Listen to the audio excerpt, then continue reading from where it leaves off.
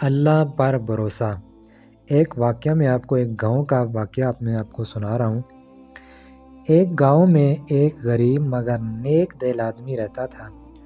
اس کے پاس دولت نہیں تھی مگر دل میں اللہ پر پورا یقین تھا۔ وہ روز محنت کرتا، جو ملتا اس پر شکر ادا کرتا۔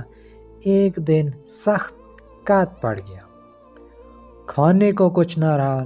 لوگوں نے کہا اب تو سب ختم ہو گیا، کچھ نہیں ہو سکتا۔ وہ آدمی خاموشی سے بولا، اللہ جس نے آج تک دیا وہ آگے بھی دے سکتا ہے۔ وہ مسجد میں گیا، 2 رکعت نفل پڑھے اور سچے دل سے دعا کی۔ نماز کے بعد وہ گھر لوٹا تو دروازے پر ایک شخص کھڑا تھا جس کے ہاتھ میں اناج کا تھیلا تھا۔